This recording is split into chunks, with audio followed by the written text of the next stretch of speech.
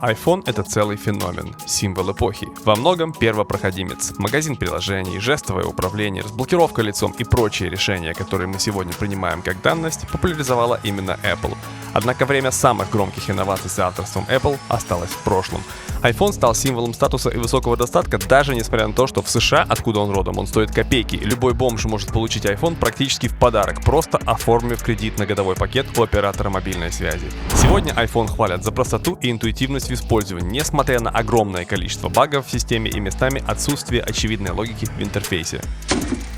Но у нас почему-то так сложилось, что если вдруг в каком-то более-менее приличном обществе начинаешь критиковать эти самые символы высокого достатка, особенно если у тебя их нет, то даже если твоя критика по существу, тебя непременно заклеймят нищебродом. Тебе не понравился отдых на Мальдивах? Скорее всего, ты поехал на нищебродский остров Тодду, надо было ехать в курорт Санива-Джани. У тебя тачка Audi, и она почему-то у тебя ломается, так ты просто не можешь позволить себе обслуживание у официалов. Или сумка Dolce Gabbana у тебя порвалась на первой неделе, так ты, скорее всего, просто шахтер, раз такие вещи носить не умеешь. В конце концов, та же самая история и с айфоном. Нихао, комрад, ты на канале Марк Викторсон. Со мной ты и на Китай посмотришь, и про технику узнаешь. Зачем я решил снять этот ролик? Ведь вроде бы и так все уже давно знают, в чем заключаются основные отличия айфонов от Android смартфонов, которых выходит целый зоопарк каждый год. И поди еще разберись, какой из них выбрать. Вроде бы и так все уже знают, что в Android смартфонах куча всяких ненужных фишек, которыми все любят гордиться, и о которых все любят рассказывать, но по факту в реальной жизни мало кто ими пользуется по назначению. А вот в айфонах как раз таки ничего лишнего, и поэтому айфоны как бы проще, логичнее, интуитивнее и все такое.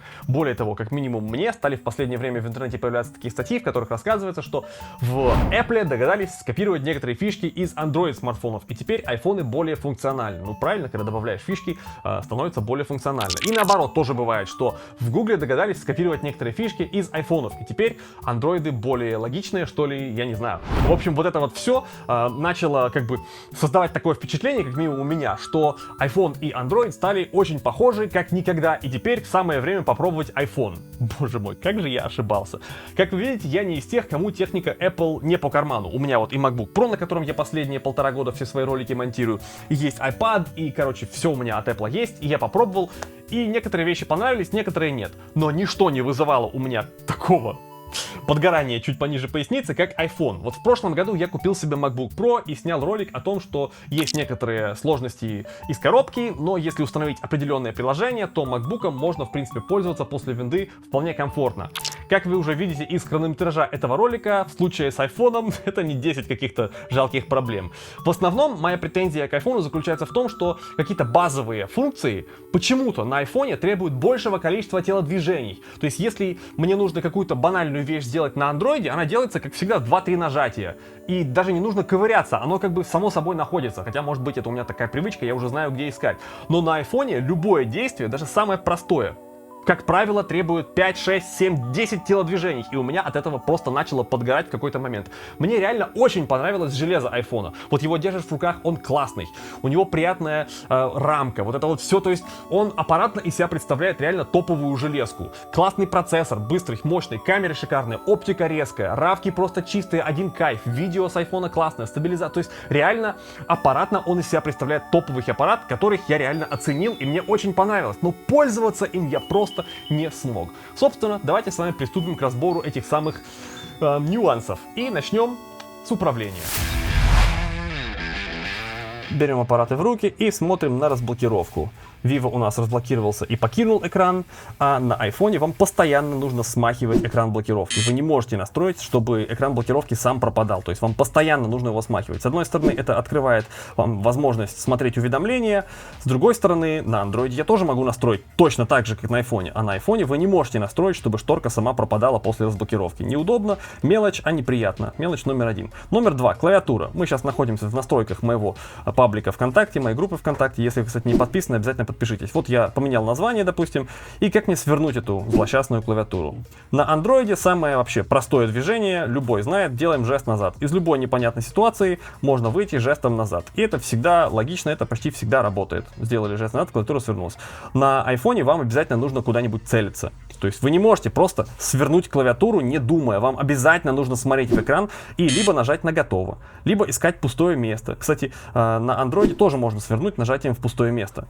Вопрос только в том, что в него нужно прицелиться, потому что если вы нажмете куда-то не туда, вы попадете куда-то не туда. И это не то, чем вы хотите заниматься, постоянно искать на экране пустое место, в которое нужно нажать.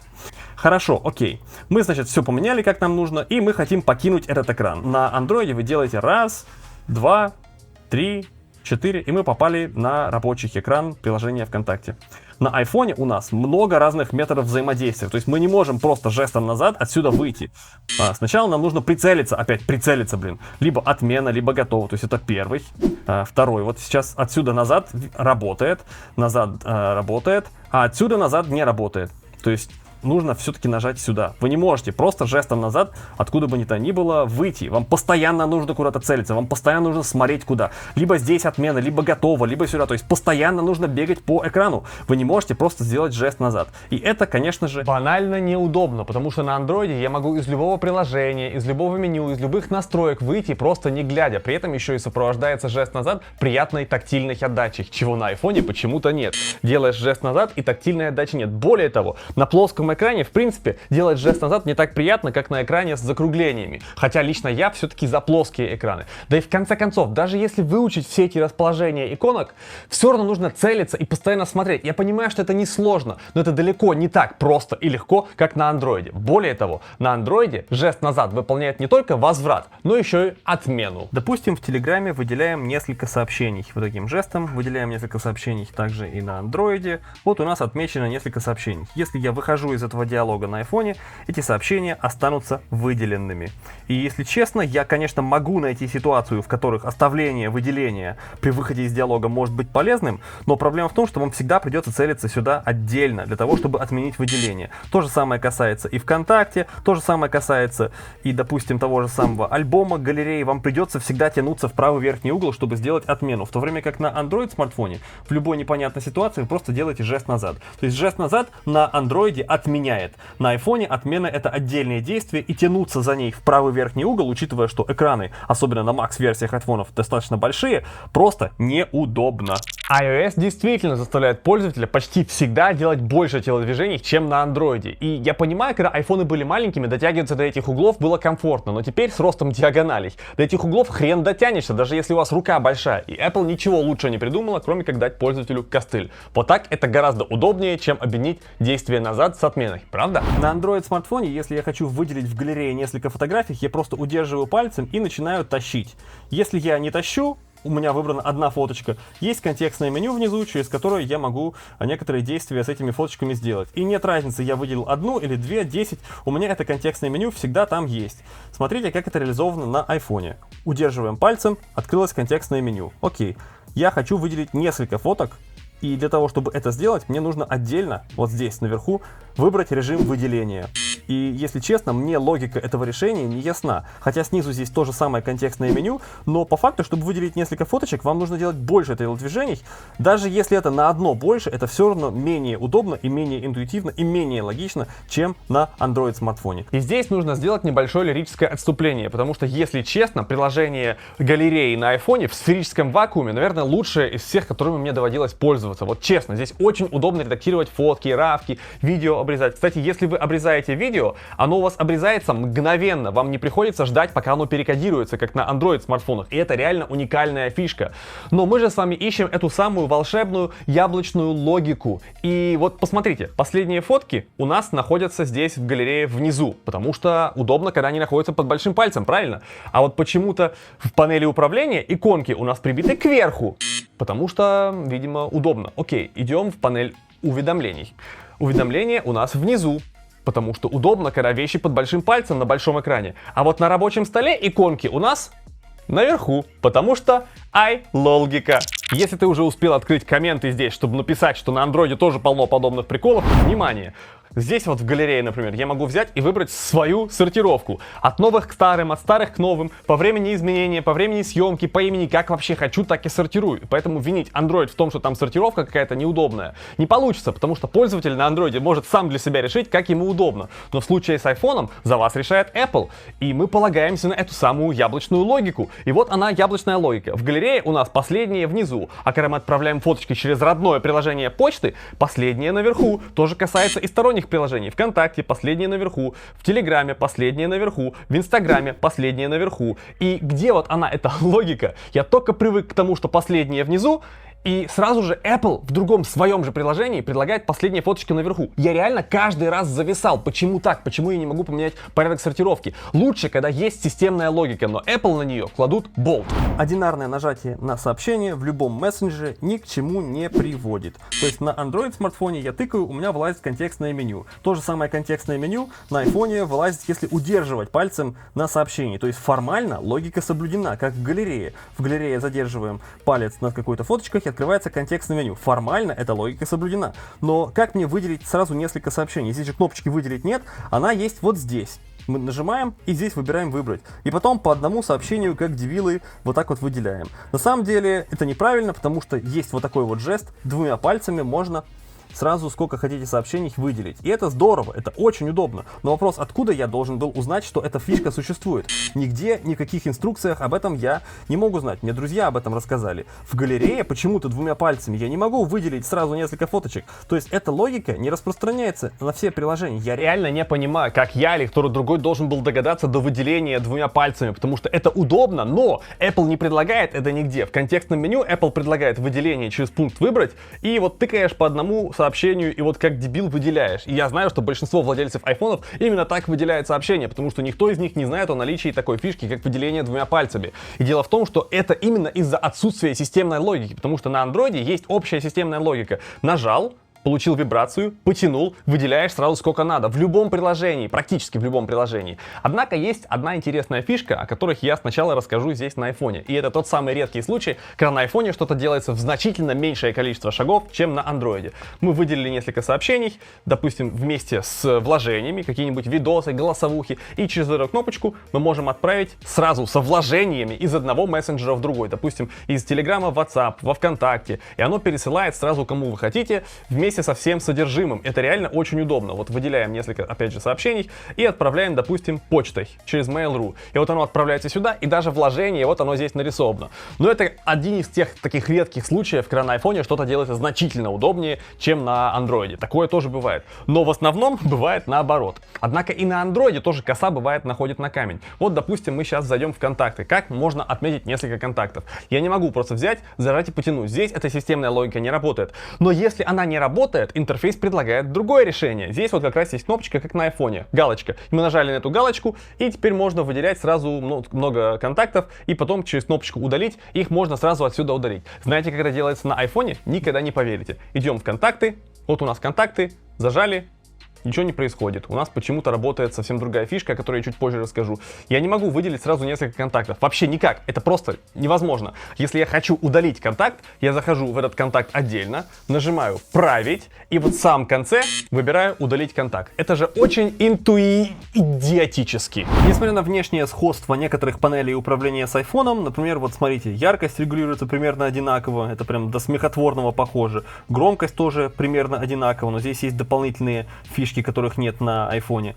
А в остальном, скорее, я бы сказал, что они сильно отличаются, чем похожие. Вот, например, яркость можно регулировать, но проблема в том, что у этих самых иконок, у которых есть дополнительные фишки, нет никакой индикации о наличии этих самых дополнительных фишек. То есть вы должны просто тыкать и проверять, есть ли какая-то разница. И в данном случае, вот, например, у этой плитки нет никакого дополнительного функционала, но при этом она реагирует одинаково, вне зависимости от того, удерживаю ли я или просто тапаю на нее. Тоже касается и вот этой плитки. То ли я тапаю, то ли я удерживаю, нет никакой разницы. И это, наверное, я бы сказал, скорее косяк.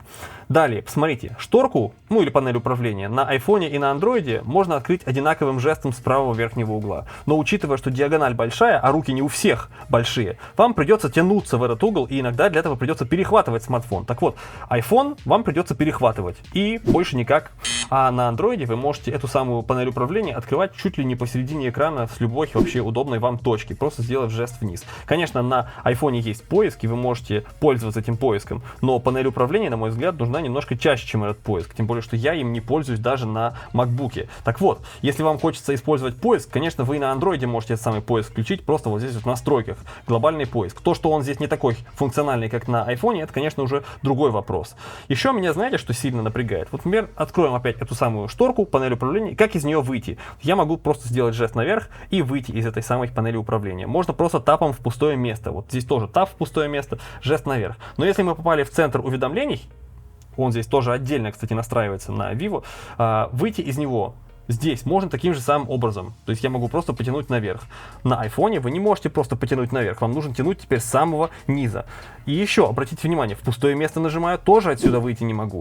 Это вообще непонятно, почему так. И я аж только сейчас, снимая этот обзор, понял, что на айфоне теперь у нас шторка с уведомлениями и экран блокировки это одно и то же. И поэтому их нужно смахивать с самых нижних граней. Это формально историческая логика. Посмотрите, вот у меня старый iPad, у нас экран уведомлений тоже смахивается с самого верху, и он занимает у нас весь экран, поэтому тапая в свободное место, он у нас не сворачивается. А вот панель управления вытаскивается снизу, это старая у нас версия iOS, и она занимает не весь экран, поэтому когда мы тапаем в свободное место, она у нас сворачивается. То есть формально это историческая логика, но на текущий момент эти обе шторки у нас вытаскиваются сверху, и они выглядят равносильно. И почему из одной я могу попасть во вторую, а из второй в первую не могу? Я этого не понимаю. То есть в чем заключается эта логика? Более того, так как у нас теперь экран блокировки и центр уведомлений это одно и то же, у меня опять же это вызывает вопросы, почему я должен помнить разные методы взаимодействия с тем, что выглядит похоже, потому что на андроиде у меня такой проблемы нет. Будет у меня экран уведомлений или панель управления, я могу отсюда выйти просто жестом назад, и это удобно, мне не нужно помнить, на каком экране я нахожусь, я могу просто вернуться назад привычным и удобным методом. И опять же, проблема в том, что на андроиде я за все эти решения несу ответственность сам, потому что я сам могу выбрать, как я хочу, чтобы это все работало. Я сам это все настраиваю под себя, и если что-то работает криво, в основном претензии к пользователю, который все это криво настроил. Но в случае с iPhone за все эти решения несет ответственность Apple, и поэтому к их логике у меня и есть претензии. Лончеры большинства Android смартфонов предлагают огромное количество разных настроек. Тем более в эти самые настройки можно попасть разными способами. Можно щипком, можно удержанием. И эти настройки на самом деле не бесполезные. То есть, допустим, настройки рабочего стола здесь можно сделать цветочек, который будет открываться в зависимости от количества пройденных шагов. Есть погода, которая будет просто отражаться фоном. Это все очень красиво. На iPhone, конечно, тоже есть красивые обои, но вообще ни в какое сравнение с тем, что бывает на некоторых Android смартфонах, это не идет. Более того, смотрите, есть смарт-папки. Вот у меня 3 иконки занимают пространство 2.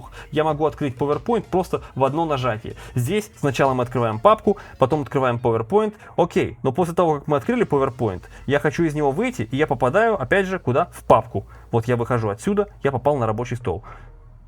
Сравните, то есть просто нужно делать больше телодвижений. Ну и даже не буду говорить о том, что здесь сетка тупая, всего лишь 6:4. У меня пальцы не такие уже маленькие, но я попадаю в эти иконки вообще без проблем. Я не знаю, почему на айфоне столько лет нельзя просто взять и добавить больше иконок на один рабочий стол. У меня пальцы достаточно меткие, я могу попасть в эти самые иконки. Ну и далее, посмотрите, конечно, если у вас дохрена рабочих столов, можно переключаться между ними таким удобным образом, но сами иконки всегда будут прибиты только к верхней грани. И я не понимаю, почему я не могу просто взять и разместить нужные мне иконки внизу. Конечно, есть возможность удалить все, что вам не нужно, и пользоваться библиотекой в приложениях. Это очень удобно. Но она и на андроиде есть. На большинстве Android смартфонов у вас есть возможность эти самые приложения в библиотеке вот так вот разместить, а все ненужное с рабочего стола убрать.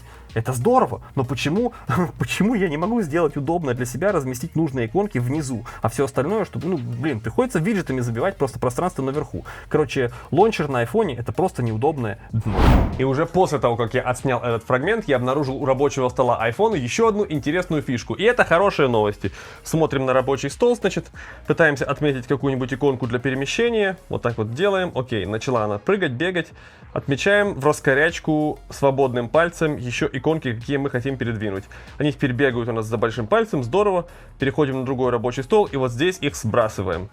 Здорово, но, конечно, одной рукой это сделать не так удобно, как на андроиде. Потому что на Android смартфонах это реализовано гораздо удобнее. Смотрим, вот у меня сейчас есть Android смартфон, вот у нас рабочий стол. Вот так вот делаем, отмечаем галочками иконки, какие мы хотим переместить. Здесь сразу показано, где они именно находятся. Можно даже с нескольких рабочих столов одновременно взять иконки, хоть с 3 рабочих столов, и потом все это в одночасье переместить. Я могу отменить выделение в один жест, вот так вот. Мне не нужно все эти выделения руками отменять. Я просто делаю это все в одно нажатие. Перемещаются они точно так же с приятных анимаций, даже тоже иконка. Я даже не подскажу, наверное, кто у кого эту фишку своровал, но, по крайней мере, здесь это делается, просто очень удобно. Все эти иконки одновременно можно удалить вот таким образом. Пипец, ну просто очень удобно. И можно добавить любые иконки прям из пула, вот так вот тоже отмечая их просто галочками. Ну не песня. И самое обидное, как по мне, что если кому-то не нравится рабочий стол айфона, либо приходится терпеть, либо не пользоваться, третьего не дано. И то, что здесь не хватает кое-каких фишек, это даже объективный фактор, потому что для Android, например, существуют платные приложения рабочего стола. Вы представляете, кто-то зарабатывает деньги на том, что он сделал приложение для рабочего стола, которое заменяет собой стандартное. Да, на Android смартфоне можно взять и заменить приложение рабочего стола. Это крайняя мера. Но кто-то к этим крайним мерам прибегает и даже платит за это деньги. То есть это целый рынок, и нельзя сказать, что это чья-то индивидуальная хотелка. На этом тысячи людей зарабатывают бабки. Так вот, на Android можно поменять не только приложение рабочего стола, но и вообще все, что угодно. Хотите заменить браузер, заменяйте. Хотите заменять звонилку, можно ее заменить. Хотите заменить, допустим, Google Ассистент на Алису, спокойно можно сделать, и она будет открываться по умолчанию. То есть на iPhone, если вы установили Mozilla, допустим, из соображений безопасности, и вы открываете какой-нибудь сайт по ссылочке из Telegram, из WhatsApp, у вас все равно откроется Safari. Вы не можете настроить, чтобы открывалась Mozilla по умолчанию. Для этого люди делают jailbreak и устанавливают соответствующий хак. На Android это делается из коробки. И это даже не чья-то, опять же, личная хотелка. Это проблема десятков тысяч людей, которые пользуются Mozilla из соображений безопасности. Ничего плохого в этом не вижу. И вы не можете сделать так, чтобы она по умолчанию открывалась на iPhone. На Android можно. Заходим в настройки и выбираем другое приложение по умолчанию. И вот эти все проблемы с кастомизацией их на iPhone у меня реально вызывают удивление после Mac, на котором огромное количество вещей под себя можно настроить. В качестве примера даже рабочий стол можно просто взять. Тут иконки можно двигать с точностью до пикселя, тупо сдвигая их прям друг на дружку. Можно отсортировать по имени, по типу, как угодно. То есть в Apple все-таки признают, что кастомизация это здорово, но пользователям iPhone почему-то эту самую кастомизацию не предлагают. С другой стороны, наверное, оно и к лучшему, потому что те настройки, которые Apple все-таки пользователям iPhone предлагает, это таки отдельное извращение. Идем в настройки, экран домой, и все, что здесь можно поменять, это будут ли у вас новые приложения показываться на экране домой или только в библиотеке приложений. И также в этой самой библиотеке приложений будут ли у вас значки уведомлений. Странно, что на рабочем столе их отключить нельзя. Вот эти вот самые кружочки отключить на рабочем столе нельзя, только в библиотеке приложений. И будет ли у вас на экране домой кнопочка поиск. Вот эта кнопочка поиск. То есть вы ничего не можете поменять, что реально важно. А вот этот вот поиск включить или отключить можете. И если честно, у меня это вызывает вопросы, потому что, на мой взгляд, здесь действительно многого не хватает. Сравните с тем, что можно поменять на Android. Можно стиль выдвижной панели, можно стандартный стиль. Стандартный — это когда все приложения будут на рабочем столе. Стиль выдвижной панели — это когда некоторые на рабочем столе, некоторые у вас выдвигаются снизу. Можно компоновку поменять, то есть сетка будет не 6:4, как на iPhone, а 5:9, если у вас пальцы достаточно меткие. Можно менять размер, стиль. Вы что хотите, то и меняете, короче. Точно так же владельцы престижных авто настраивают под себя рулевую колонку, там вынос руля, глубина, высота, угол. Все это настраивается, чтобы было удобно. Точно так же настраивается сидушка в престижных авто, там высота поясничной поддержки, поддержка для шеи. Все это настраивается, чтобы было удобно водить. И в машине мы, дай бог, проводим 1,5-2, ну может быть 3 часа в сутках, если есть пробки. Но смартфоны мы в основном держим 4, 5, 6 часов в сутки, некоторые даже больше. И когда там нельзя настроить какие-то вещи, чтобы банально было удобнее, это почему-то становится плюсом. Я не понимаю такой логики. И некоторые владельцы айфонов любят говорить, что айфоны не как дорогие машины. Так почему тогда в них нет возможности настроить это все под себя, чтобы было удобнее? Потому что машины как раз более высокого класса как раз таки всеми этими настройками от машин пониже классом и отличаются. И садясь в такую машину, сразу понимаешь, за что заплатил. В случае с айфоном вопрос как бы риторический. Ну что-то мы далеко уже отошли от айфонов. Я помню время, когда, переходя с iPhone 4s на iPhone 5, мы получали дополнительный ряд, целых дополнительных 4 иконки, потому что выросла диагональ, нужно как-то все это дело грамотно использовать. Так вот, с тех пор многое изменилось, но только не сетка 6:4. И вот мы подходим к следующей главе. Настройки и интерфейс. Вот у нас открыта панель управления, и как мы здесь что-нибудь можем поменять? Мы ничего не можем здесь подвигать, никак не можем это все дело настроить под себя. Единственный способ это сделать — это идти в настройки.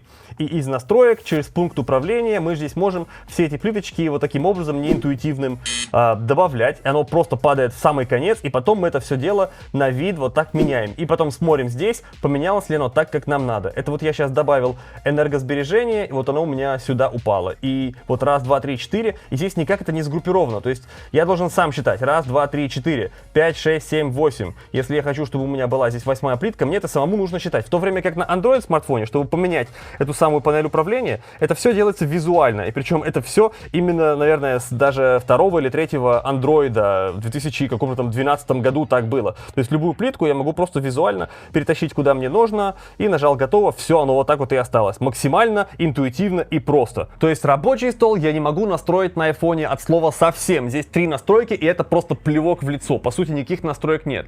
Пункт управления здесь настраивается через задницу. И в сравнении с тем, как, опять же, это реализовано на андроиде, это просто неудобно. И те люди, которые говорят, что это интуитивно и логично, должны глаза помыть хорошенько, потому что в каком месте это удобно, сравните, опять же, как это сделано на андроиде. В любом случае, даже не могу настроить, откуда я эту панель управления буду вытаскивать. Всегда придется тянуться в правый верхний угол. И раз уж мы уже здесь, хочу об еще одной их неприятной особенности айфонов рассказать. Если мы отключаем Wi-Fi отсюда, он на самом деле не выключается, он просто отсоединяется от активных сетей. То же самое касается и Bluetooth. То есть я не могу выключить Wi-Fi, он только отсоединяется от сетей, причем не навсегда. Он делает это только до, читаем внимательно, в зоне доступа до завтра. То есть, если я нахожусь в командировке, в гостинице, в которой есть открытый Wi-Fi, и я отключил Wi-Fi вот этой кнопочкой, у меня iPhone ночью снова подключится к этому Wi-Fi. И так как Wi-Fi требует авторизации, он будет без интернета. Он будет подключен к Wi-Fi, но там интернета не будет. И если мне нужно было за ночь получить какие-нибудь ценные указания, ценные, не знаю, рекомендации, я их просто не получу, пока утром не авторизуюсь в этом Wi-Fi. Или, чтобы этого не произошло, мне нужно будет, опять же, идти в настройки и отключать Wi-Fi руками из настроек. Космические технологии. Конечно, не все так плохо. Здесь есть и приятные фишки. Допустим, идем в универсальный доступ, и в касании у нас есть замечательная такая штука, называется источник звука. Она позволяет, если вы отвечаете на звонок с гарнитуры, чтобы автоматически голос собеседника шел в гарнитуру. На большинстве Android смартфонов это тоже нормально реализовано, но дело в том, что на айфоне, на этом божественном смартфоне, все реализовано не так круто, как об этом принято говорить. Вот я сейчас себе позвоню с Зенфона жены в Telegram и покажу вам, что произойдет, когда я отвечу на звонок кнопочкой на своих наушниках. Вот у меня звонок. Я нажимаю на кнопочку и смотрите, что происходит. Вместо ответа на звонок, iPhone внезапно начинает воспроизведение музыки. Вот такие вот космические технологии. Ставим палец вверх. Только не нужно мне, пожалуйста, писать в комментариях, мол, раз тебе этот iPhone так надоел, выкинь его в мусорку. Или подари его мне, раз ты его так ненавидишь. Во-первых, я айфоном пользуюсь сам. Правда, не в качестве основного аппарата, но все же, если бы я им не пользовался, откуда бы я обо всех этих фишках и проблемах знал? Я стараюсь быть честным обзорщиком и рассказывать только о том, с чем столкнулся сам, или что я могу подтвердить со слов близко знакомых мне людей. Во-вторых, несмотря на печальную тенденцию в наше время объединяться в группы не по конструктивным признакам, а по признаку ненависти к чему-то или даже кому-то, или каким-то группам людей, что очень печально. Я этот ролик снял по гораздо более сложным причинам. Я не хочу этим роликом организовать волну хейта и ненависти в адрес айфонов или, не дай бог, владельцев айфонов. Например, было бы здорово, если бы каждый посмотревший этот ролик владелец айфона счел какие-то из озвученных мною претензий для себя актуальными. Зашел бы на сайт техподдержки Apple и озвучил бы там, например, какие-то из этих претензий, чтобы они, возможно, в следующих версиях iOS были исправлены. Было бы здорово, на мой взгляд. И тем не менее, даже несмотря на то, что в айфоне есть ряд каких-то вот этих неприятных моментов, у него есть ряд сильных сторон. Например, под iPhone делаются лучшие аксессуары в мире. И это без шуток, потому что айфонов выходит не так уже много, и я уверен, что из-за этого сделать классные аксессуары под 5-6 моделей гораздо проще, чем под целый зоопарк Android смартфонов. Хотя под Samsung и под Pixel тоже делаются классные аксессуары, но все-таки не так много, как под айфоны. Например, айфоны лучше всего работают с гимбалами и дронами DJI. Поэтому если вы владелец гимбала или дрона DJI, вы наверняка знакомы с тем, что под Android все это оптимизировано криво. Ну, в наше время становится все лучше и лучше, но тем не менее с айфонами это все работает просто идеально. Также в Apple не забывают и про людей с особыми потребностями. Всякие слуховые аппараты, аксессуары, всякие датчики лучше всего оптимизированы для работы с айфонами. Поэтому, как бы это иронично ни звучало, айфоны лучше всего подходят для инвалидов. Поэтому люди с особыми потребностями покупают айфоны, потому что Android андроидом они пользоваться просто не смогут.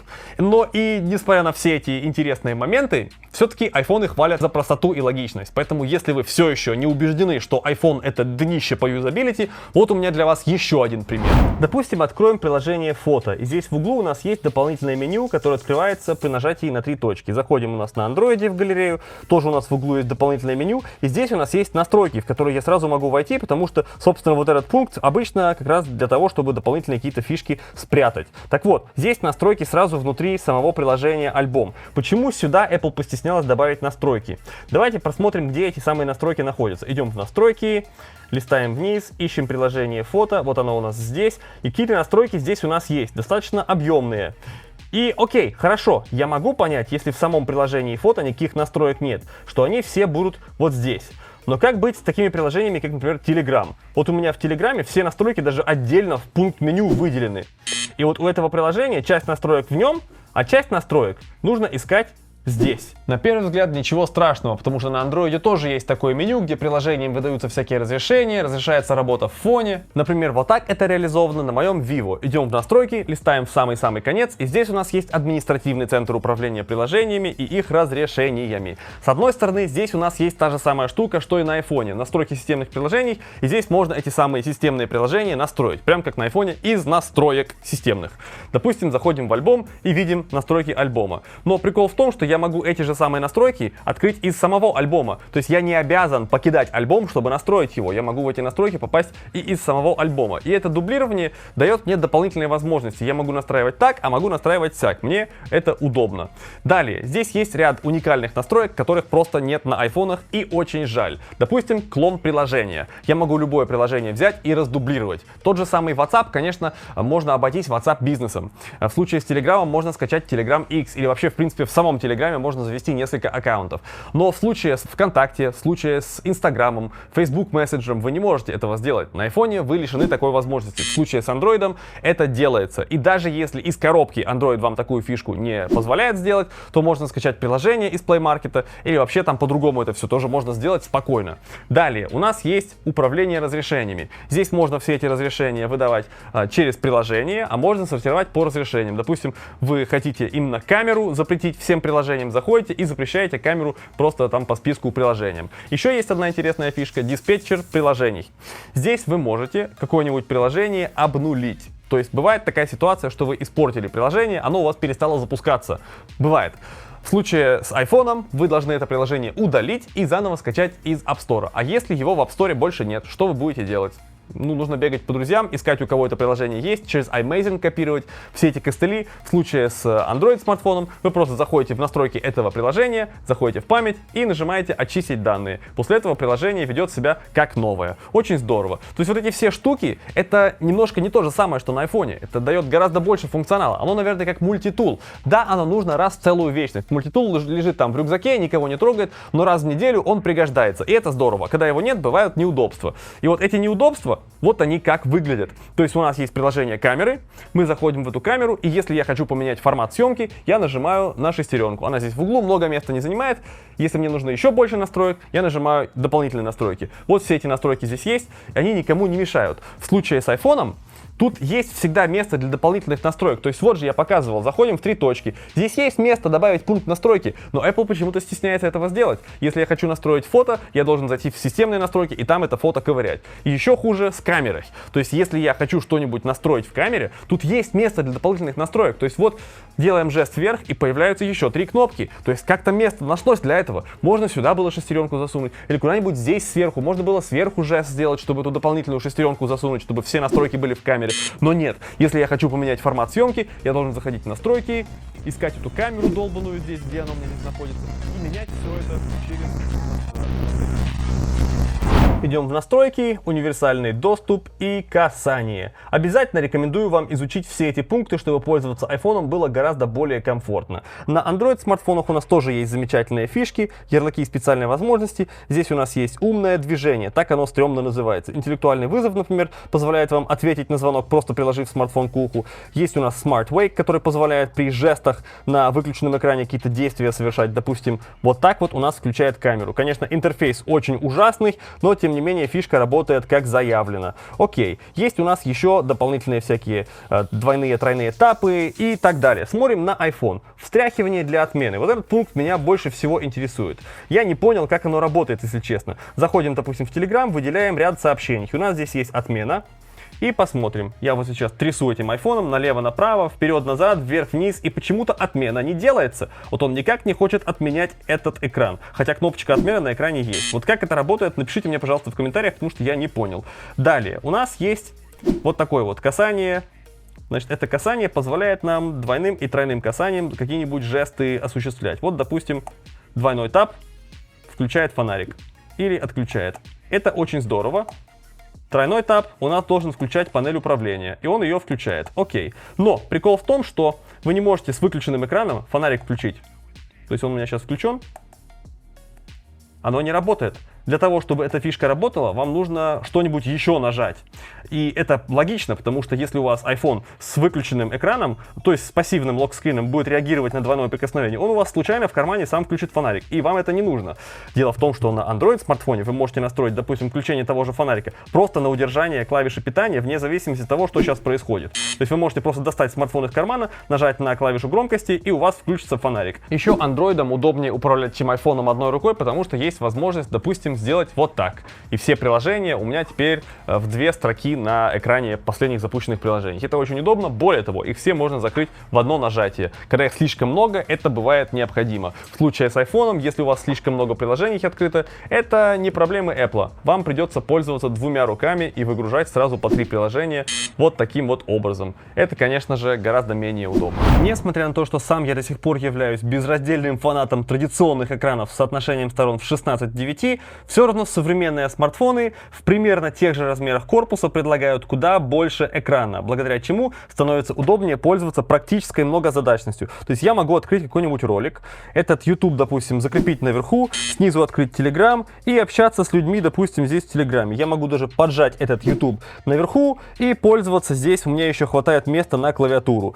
Не очень много, но если ее открепить, можно даже вот так вот пользоваться, в принципе, достаточно комфортно. Ну или голосовым набором пользоваться. Можно эту самую клавиатуру тоже в размерах менять. Это все прям, ну, пипец как удобно. Еще можно открыть какое-нибудь третье приложение поверх. Допустим, у меня открыт YouTube здесь, внизу у меня открыт Telegram, и я могу этот самый VPN переключать. Мне не нужно прыгать между приложениями, как на iPhone. Особенно это хорошо для тех, кто не хочет танцевать с бубном, устанавливая всякие кастомные клиенты YouTube, потому что вы знаете, что если за YouTube не заплатить, он у вас не будет работать в фоне. Так вот, это реально очень удобно. Можно калькулятор какой-нибудь открыть, в конце концов, если вам нужно что-нибудь посчитать. И все это на Android делается прям, ну, очень удобно, и это прям экономит время. В конце концов, это фишка, которой можно не пользоваться, но раз в жизни она нужна, и она, опять же, есть. И так как все эти фишки очень нехило позволяют экономить время и повышать продуктивность, очень жаль, что на iPhone ничего подобного нет. И раз уж мы говорим про видео, хотел показать еще одну интересную странность. Если мы начнем воспроизведение какого-нибудь ролика в YouTube с заблокированной ориентацией, то поворачиваться принудительно оно всегда будет только на одну сторону. И как вы уже догадались, это неправильная сторона. Я не могу просто смотреть ролик в YouTube с заблокированной ориентацией, повернув iPhone в другую сторону. То есть это неправильно, я его так не должен держать, по мнению Apple. И вообще, на самом деле, YouTube на iPhone какой-то ущербный. Были бы на iPhone альтернативы официальному клиенту YouTube, я бы не жаловался. Но реклама между роликами, зачем мне вот это? Реклама внутри роликов. Встречайтесь с замечательными украинскими женщинами. Она похожа на украинку, что ли? Хрен знает. Но вообще вот это все просто бесит и очень сильно. На Android я могу установить альтернативный клиент YouTube, такой как Revanced, например. Во-первых, он пропускает рекламу. Херакс, и никакой рекламы от Вилсы. Во-вторых, здесь можно увидеть количество дизлайков. Вы знали, что на 1,3 миллиона просмотров у Вилсы 13% дизлайков? Это просто кошмар. Более того, здесь можно скорость увеличить хоть до 5х, если вы в настройках разрешите до 5х. Можно установить дополнительную программу, скачивать эти всякие ролики в одно нажатие. Опять же, нужно установить эту программу, но будет возможность скачивать в одно нажатие. Все это продолжает работать в фоне. Картинка в картинке работает. Это все еще и с выключенным экраном воспроизводится. Просто, короче, песня. Как говорится, 7 бед, 1 ответ. И даже несмотря на то, что на iPhone можно оплатить YouTube Premium, все эти дополнительные фишки там все равно от этого не появятся. А еще в Vanced на Android можно регулировать яркость и громкость боковыми свайпами. И это, опять же, очень удобно. Зато на iPhone можно таскать между приложениями некоторые типы данных. Вот таким вот образом. Заходим для начала в фото, берем какую-нибудь фоточку, начинаем ее вот так вот таскать, второй рукой выбираем, в какое приложение эту фоточку мы хотим сбросить. В принципе, интуитивно, но нужно было догадаться, что эта фишка есть. Можно сбросить фоточку в Telegram, можно фоточку отправить вложением, допустим, почту, заходим в почту и сбрасываем, у нас плюсик появился, значит можно сбросить. Окей, с фотками разобрались, попробуем отправить какой-нибудь файл. Берем какой-нибудь файл, допустим, вот эту вот штуку, вот так вот давай, вот все, хорошо, отлично. Файл можно отправить почтой, но, к сожалению, отправить этот самый файл, допустим, в Telegram у нас не получится. Я вам сейчас это продемонстрирую. Идем в Telegram, и, к сожалению, плюсика здесь нет. Вот такие вот дела. Еще я разобрался, что можно отправлять таким образом контакты. Но и как и в случае с файлом, этот самый контакт у нас не получится отправить в мессенджер, только в почту. Вот идем, опять же, в почтовый клиент. О, можно в качестве файла сохранить в браузере. Только что прямо на ваших глазах разобрался. Интересно. Окей. Хорошо, этого Александра Романенко теперь попробуем отправить в Telegram. И, как вы уже видите, нет, к сожалению. Его даже из контактов отправить будет невозможно. Вот, выбрали его контакт и пытаемся в Telegram сбросить. Не получается. На Android на самом деле похожая фишка заявлена. Идем в ярлыки специальной возможности, многозадачность, работа между приложениями. И здесь требуется открыть два приложения на одном экране. Сейчас мы с вами это проверим. Допустим, идем в файлы. Вот у меня есть файлы. Сделаем файлы наверх. И, допустим, WhatsApp внизу. Я могу отправить, допустим, из приложения файлы какой-нибудь APK-шник в WhatsApp. Видите, сразу работает. В принципе, да, здорово. Но что насчет Телеграма, допустим? Я больше пользуюсь Телеграмом. Давайте вот это приложение переключим. Здесь вот так. И идем в Telegram. И вот с Телеграмом эта хрень уже почему-то не работает. Все. Уже ничего больше не работает. Если я хочу отправить, допустим, какую-нибудь фоточку, он мне вообще сообщение сейчас выдает, где у меня фоточки. Вот идем сюда, берем фоточку, прошу ее сюда отправить, он пишет, вставка изображений не поддерживается. Вот такие вот дела. То есть работает это только с ограниченным списком приложений. Пишите в комментариях, если вы тот самый счастливчик, который пользуется этой фишкой регулярно. Особенно удобно на фолдах было бы переносить сразу из браузера файлов данные в офисное приложение.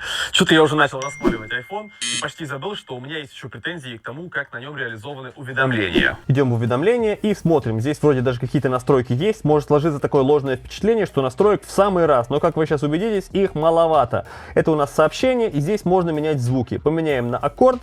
Окей. Зайдем сейчас с вами в телефон, поменяем звук у телефона. Отражение, поставим вступление. Типичный айфоновский рингтон. Поменяем сейчас рингтон у FaceTime. Вступление, поменяем на отражение. Окей. Идем обратно в телефон. Внимание! Почему у нас снова отражение? Я ж только поменял на другое. Дело в том, что на iPhone вы не можете дифференцировать звук звонка в телефон, в FaceTime или в какие-нибудь другие мессенджеры. У нас все звонки будут звучать одинаково, вне зависимости от того, поступают ли они у нас по сотовой сети или в какой-нибудь мессенджер. И это очень печально. То же самое касается сообщений. Здесь я выбрал аккорд. И если мы зайдем в системные настройки звука, у нас здесь тоже будет аккорд. Хорошо, звуки сообщения можно поменять, допустим, на ноту, уведомления будет аккорд. Хорошо, можно дифференцировать хотя бы сообщения в iMessage и все остальные. Но это все.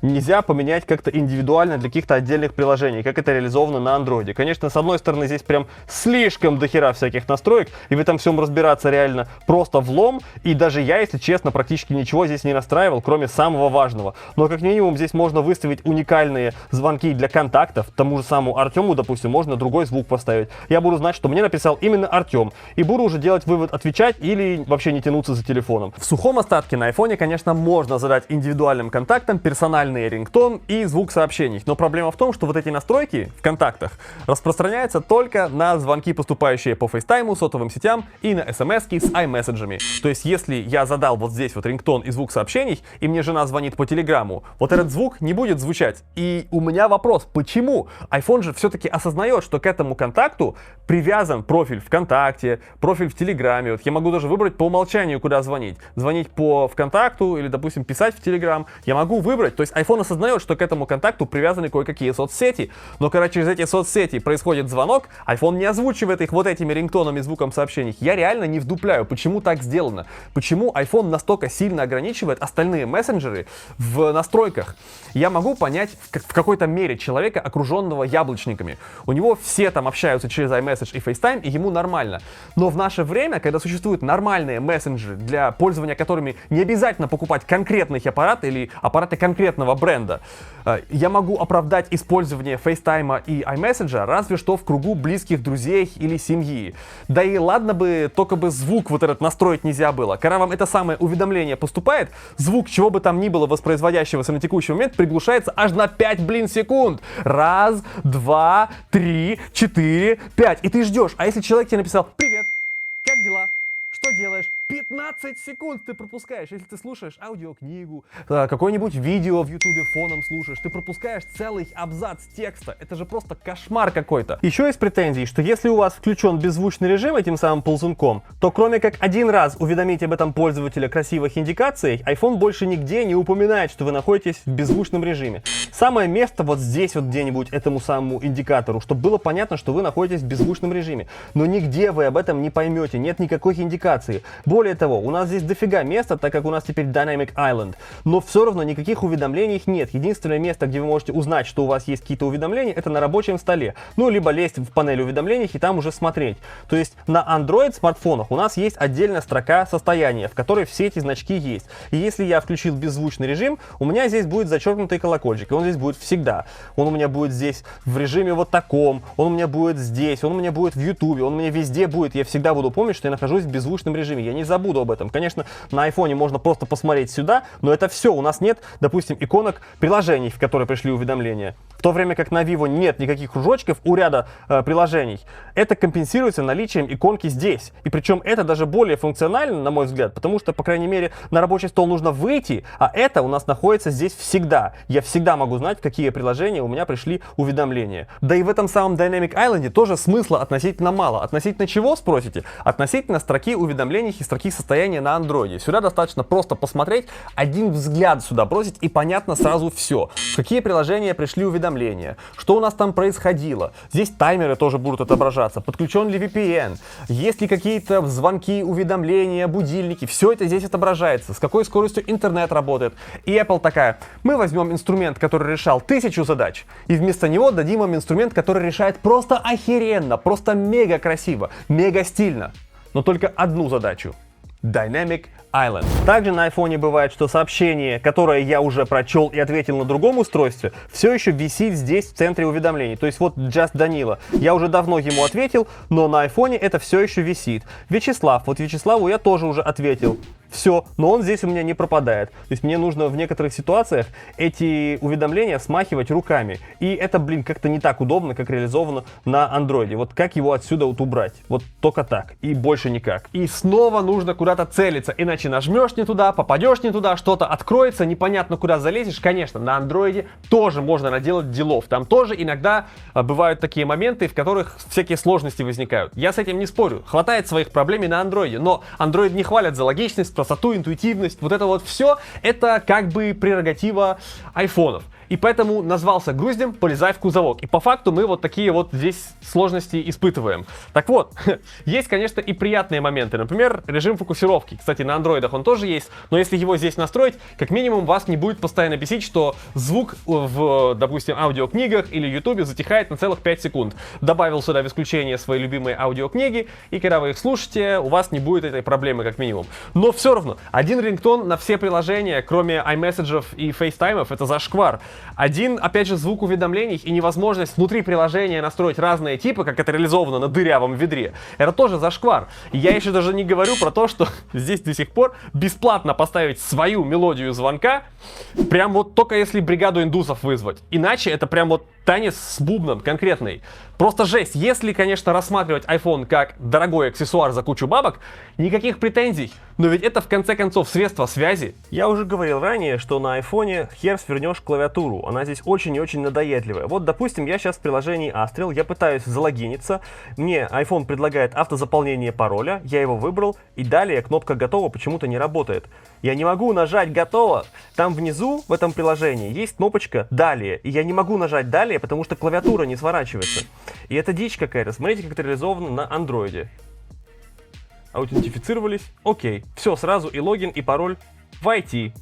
На текущий момент я уже подключен к VPN в роутере, поэтому он мне не дает залогиниться. На айфоне я просто не могу нажать «Готово», потому что клавиатура банально не сворачивается. Я могу сделать вот так, и теперь «Готово». Окей. Ну, то есть мне нужно делать дополнительное движение, как всегда. То есть на айфоне вам всегда нужно делать больше движений. Я вам это наглядно демонстрирую. В каком месте это удобно. И вот эти кнопочки теперь у нас открылись. Я могу нажать логин, но так как я уже подключен к VPN, он мне не дает залогиниться. Но если бы то, что ее хер свернешь, было ее единственной проблемой. Но ведь посмотрите, здесь банально нет никаких знаков препинания. Нет кнопочки запятая, нет точки. Я хочу поставить точку. Привет. Вот так вот мне нужно ее ставить. А запятая где? Где у меня скобочки? Я скобочками не пользуюсь, что ли? Вопросительный, восклицательный знак. Все это здесь проставляется на Google клавиатуре. В одно нажатие. Конечно, бывает ситуация, когда мне все-таки нужно перейти сюда, потому что здесь есть всякие там вот эти вот, я не знаю, как они называются. Конечно, есть некоторые вещи, ради которых нужно переключаться, но тем не менее, посмотрите, что здесь еще есть. Я могу просто взять и при помощи голоса сразу на китайском языке писать. Здравствуйте, подскажите, пожалуйста, как пройти к магазину. Все, я написал текст, буквально говоря по-русски. Мне не нужно переходить в другие третьи приложения. Клавиатура здесь открепляется. Ее можно взять вот так вот и открепить. Ее можно закрепить обратно. Ничего здесь подобного нет. Это все просто бред. Вам нужно каждый раз ради запятохи, ради знаков препинания переключаться. Конечно, я поставил сюда Яндекс клавиатуру, потому что Яндекс клавиатура хоть немного напоминает гугловую. Здесь тоже есть переводчик. Все здесь работает почти как на Google Клаве на андроиде, но тем не менее, когда мы вызываем голосовой ввод, вылазит вот такая вот хрень. Космические технологии. Вообще зашибись. Придется пользоваться яблочным вводом. У меня в руках редчайший экспонат. Это помет древнесибирского Sony Xperia ZR. Сами загуглите, какого года выпуска этот смартфон. И вот на нем у меня есть Google клавиатура. Это просто нанотехнологии. И в них есть возможность писать свайпом. Есть возможность пользоваться вот такими вот жестами для удаления сразу нескольких слов. Конечно же, есть и буфер обмена на несколько фрагментов, и Google переводчики, голосовой. Все это здесь есть. И это технологии скольки-летней давности. А вот это актуальный iPhone, который не понял, что в поле для ввода пароля уже введен пароль, встроенным же в iPhone автозаполнением, и он не дает пользователю возможность свернуть эту самую клавиатуру. Вот такие вот современные технологии. И вот мы с вами переходим к последней главе этого видео. Встроенные приложения и обмен данными. В будильнике на iPhone нет возможности выбрать свою мелодию. Конечно, здесь вот теперь, аж вот только здесь, недавно появилась возможность регулировать громкость, но вы не можете выбрать свою мелодию, вы можете выбрать только из предустановленных. И нельзя сделать нарастающую громкость, только вот как есть. Можно сделать повторение, но нарастающую громкость выбрать нельзя. В калькуляторе на iPhone нет истории. Кстати, кто помнит, тот помнит.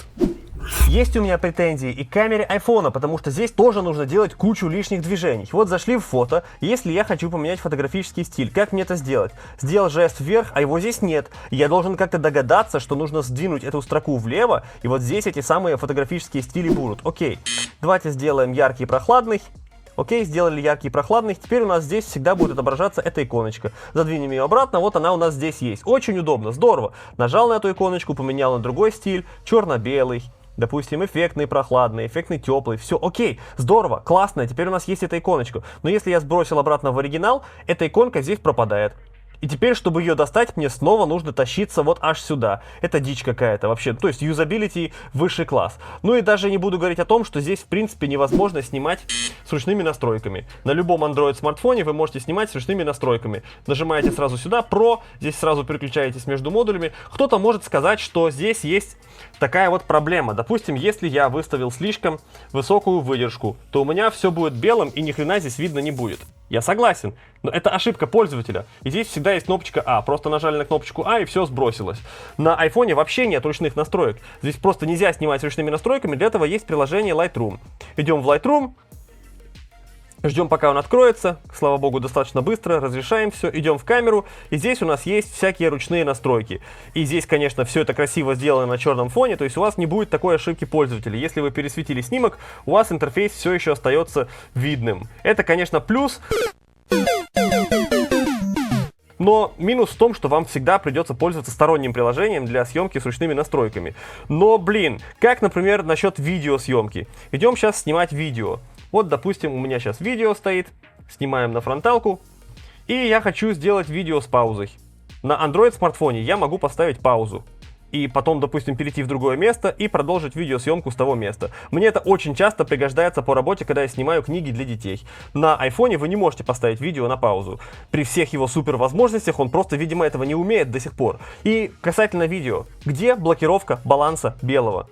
Опять же, на Android смартфоне я могу зайти в видеорежим и просто заблокировать баланс белого. И когда я буду бегать, прыгать между разными условиями освещения, у меня цвет объектов не будет в кадре меняться. Если вы из тех, кто не понимает, зачем баланс белого нужно контролировать руками, показываю наглядно. Это удобный художественный инструмент для того, чтобы контролировать температуру освещения, вне зависимости от того, какое оно на самом деле. То есть я могу сделать холоднее, чем оно есть на самом деле. Я могу сделать теплее, чем оно есть на самом деле. И это удобный творческий инструмент, чтобы задать настроение в сцене. И мне важно, чтобы вот это вот настроение во время одной сцены не прыгала само по себе в зависимости от того, куда камера сейчас смотрит. Я хочу, чтобы она у меня была одна в течение всего моего видеоролика. Если я хочу, чтобы было холодно, я хочу, чтобы было холодно в течение всего ролика. Если я хочу, чтобы было тепло, я хочу, чтобы было тепло в течение всего ролика. И в конце концов в Apple таки догадались, что пользователям это бывает важно. И дали возможность теперь в настройках камеры, вот идем в запись видео, здесь в самом конце есть блокировка баланса белого. То есть теперь, если я хочу снять видео, чтобы в нем не прыгали цвета объектов, в зависимости от того, куда камера смотрит, я могу навестись перед съемкой видео по какому-нибудь объекту на баланс белого, начать видеосъемку, и теперь цвета прыгать не будут. Ставим палец вверх за то, что Apple размещает самые важные функции в самых удобных местах. Еще пользователь iPhone во время видеосъемки не может выбирать, на какой модуль ему писать. То есть он может выбирать коэффициент приближения, но в условиях недостаточного освещения iPhone внезапно вместо трехкратного или пятикратного объектива, в зависимости от того, на какой iPhone вы будете писать видео, может сам внезапно решить, что не нужен вам этот телеобъектив, и будет использовать цифровое приближение с основного модуля камеры. В то время как на большинстве Android смартфонов есть возможность через Pro режим принудительно выбрать, на какой модуль камеры вы будете писать видео или снимать фото. То есть даже если опустить тот факт, что цветопередача на iPhone такая себе, и она реально такая себе в сравнении с практически любым другим смартфоном, даже с бюджетными, потому что такой морковный цвет кожи, какой мне рисует iPhone, ни один другой смартфон мне не рисует. Не спасает приложение камеры iPhone от критики. Оно слишком примитивное, и даже важные фишки, которые в других смартфонах на видном месте, здесь запрятаны во всякие недра, и хрен до них доберешься. Конечно, стабилизация видео у айфонов топовая. Также я делал небольшой тест в Instagram, я выкладывал видео в Instagram и с iPhone, и с Vivo, и картинка с iPhone, конечно же, была более стабильной, и у нее не было пропуска кадров, что очень часто бывает на Android смартфонах со сторонними приложениями, потому что они на самом деле пишут видео не с камеры, они захватывают экран. Это все дичь, короче. И то, как это реализовано на iPhone, гораздо лучше. Но цвет и вот эти вот неудобства в приложении камеры для людей, которым нужно хотя бы чуть-чуть больше, чем просто фото и видео одной кнопкой, это просто трэш. Сохранение файлов в сторонних приложениях реализовано, ну, практически через жопу. Вот, допустим, мы пытаемся сохранить это видео из Телеграма. У нас есть только одна кнопочка «Сохранить видео». Куда оно сохранится? Здесь я могу выбрать, куда сохранить, в галерею или в загрузки. Окей, но это файл, который распознался Телеграмом. А что насчет файлов, которые не распознаются, потому что у них размер более 10 мегабайт? На Android мы даже можем его сразу предпосмотреть. Мы можем нажать опять же сюда и выбрать, куда его сохранить, в галерею или в загрузки. Здесь мы не можем этого сделать в одно нажатие, как раньше. У нас нет кнопочки «Сохранить». Чтобы этот файл посмотреть здесь, мне нужно вот сюда раз нажать, сюда Save Image. Так, запрашивает доступ, разрешить полный доступ. После этого мы идем в галерею, и здесь мы уже эту фотку смотрим. Зашибись, космические технологии, это прям мега удобно. Никаких лишних движений делать не надо. И как если бы всего этого было мало, iOS категорически пресекает загрузку и выгрузку любых данных через интернет секунд через 20-30 после гашения экрана. И поэтому, чтобы с iPhone выгрузить сколько-либо большой объем данных, нужно зайти в настройки, установить тайм-аут блокировки экрана на максимальное значение, это 5 минут или еще лучше никогда, и оставить iPhone экраном кверху на столе. И экран должен гореть, иначе он не выгорит. Если он не выгорит, то владельцу не придется покупать следующий iPhone. Если следующий iPhone не будет куплен, то Apple не заработает денег на разработку следующего iPhone. И если все это не произойдет, то не совершится круговорот айфонов в природе. И как вы понимаете, это очень и очень плохо. Я мог бы смириться со многими косяками айфонов. Я мог бы смириться с USB 2.0 во всех версиях, кроме последних 15 Pro и Pro Max. Я мог бы смириться с 60 Гц во всех непрошках последних поколений. Я мог бы смириться с тем, что нельзя записывать звонки. Я мог бы смириться с тем, что нельзя во время поднятия трубки вибрацию ощутить. Это классная фишка, которая позволяет держать iPhone в руке, пока на звонок не будет отвечено. Я мог бы смириться с тем, что нельзя использовать iPhone в качестве флешки, просто подключив его к любому другому компьютеру. Я мог бы смириться с тем, что нет возможности пользоваться многими фирменными сервисами Apple, которые работают только в США, и если ты там не живешь, то они тебе недоступны. Я мог бы смириться с тем, что зарядка медленная. Я мог бы со многими косяками интерфейса смириться. Я мог бы смириться с тем, что камера фоткает недостаточно хорошо в сравнении с некоторыми китайскими смартфонами. Я мог бы со многими косяками смириться. Но то, что фоном данные выгружаются только в яблочных сервисах, пользование которыми подразумевает, что нужно полностью с ног до головы обмазаться всеми яблочными устройствами и пользоваться ими по подписке, вместо того, чтобы владеть ими, на это я пойти не готов. И поэтому айфоном в качестве основного аппарата я пользоваться просто не могу. Это последний гость в крышку гроба. Огромное тебе спасибо, что досмотрел этот ролик до конца. Он отнял у меня огромное количество времени. То, что ты сейчас посмотрел, было третьей их редакцией. Перед этим было две другие, как ты уже мог догадаться. Я их показывал друзьям, собирал обратную связь, и поэтому выпуск этого ролика отнял у меня огромное количество времени. По сути, я его 3 месяца делал, если включать две предыдущие итерации. И поэтому с тебя, конечно же, лайк, подписка, комментарий и все такое. И напоминаю, что ты можешь поддержать мой канал, заказав через меня что-нибудь из Китая. Я занимаюсь поставками из Китая, поэтому от электроники до промышленных станков, что угодно, можно как оптом, так и розницей через меня заказать. Ссылочки на менеджеров Аню и Руслана будут в комментариях. И увидимся с тобой в следующем ролике. Пока!